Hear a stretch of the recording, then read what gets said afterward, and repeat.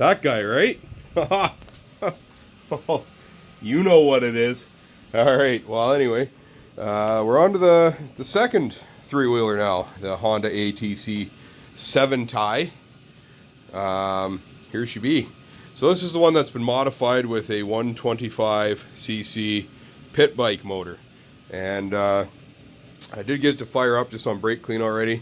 I had to pull the fuel lines off because they were actually kinked the way they were set up with the tank. I'll show you that in a second, how all that is, because there's your fuel inlet. And the tank spout is about, you would sit like here, and it's on a 90.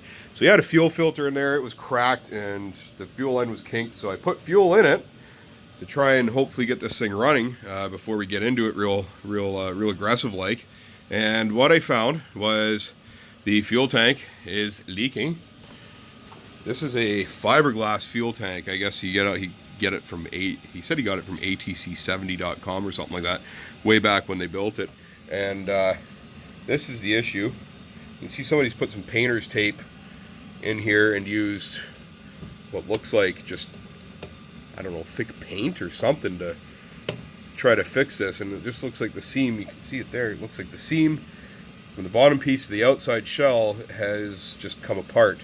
So I'm going to come up with a way to fix that, because I really don't know.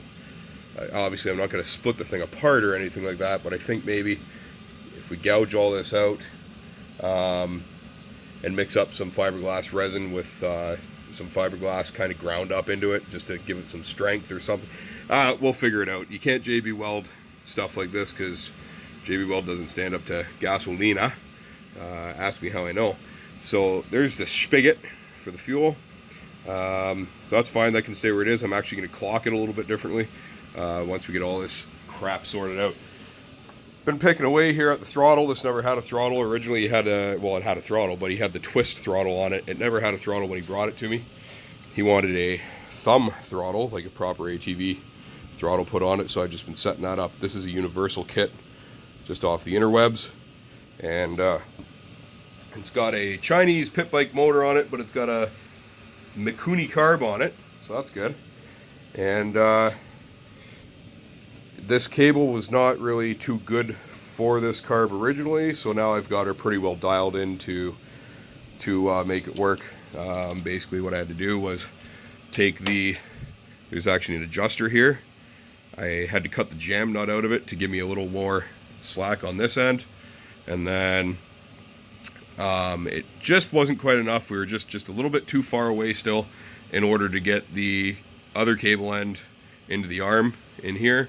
So what I did was I took it all apart and I just kind of drilled that out, just bored it down a little bit further, just bored that cable seat down just a tiny bit further, only about 1 millimeter, and that gave me right where I need to be. Now the throttle plunger is actually sitting on the idle screw, which is ideally what you want, and we get full travel.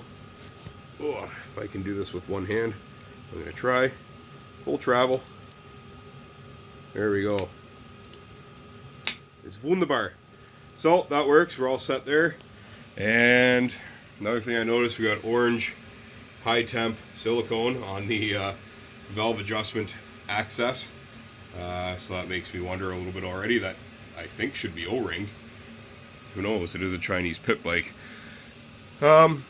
There's a frame modification that they did do it at some point in its life to accommodate right here. As you can see, it gets close, but not even really that close. And I can't, from what I see here, it doesn't look like they really raked it out that much. I'm not sure that would have really made a big deal at all.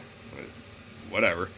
I don't really like the way they did it, because you're changing not suspension geometry, because it doesn't have suspension, but you're changing the steering angles, and that little tiny bit I don't think is gonna matter. My opinion is I would have actually cut the frame here and lined it and then sleeved it to extend it the inch, or not even an inch, the half inch that they wanted. The reason why they don't do that though, and I already know why, is because of your fuel tank mounts. Hooks in here, bolts down here. So if you do that, you're gonna have, you know, issues getting your fuel tank and seat and everything to look good.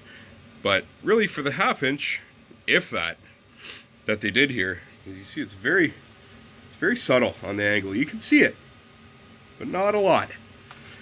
You could have just moved these back the 1/2 inch and everything would have been fine. Anyway, it's over and done with. So this part's gonna have to all be cleaned up. I'll probably sandblast it and then paint it properly. And then back here they've had some repairs done too. Of course, none of that was cleaned up or painted either. That's gonna have to be done. I'm gonna pull this chain off, possibly replace it, put a new missing link and stuff in there, because that was one of the issues with the other bike, is that it blew apart.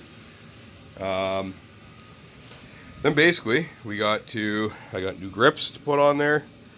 This is clutch, because this is actually clutched, unlike the other little 70, which was centrifugal clutch. It's got some good free play there. We're gonna see how much we need and set that up. We'll probably get a new set of bar levers, brake levers, clutch lever, brake lever, because this one's busted anyways, as you can see.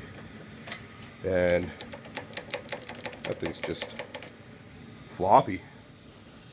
So, and it's gonna rattle and be annoying. But here's the progress. There's the seat and the back end for it. He's getting tires. We got to pull these tires off, and the rear ones have actually already made purdy. Very nice. I got to do the front obviously still, so, but I'm gonna have to pull them all apart again anyways to put new tires on.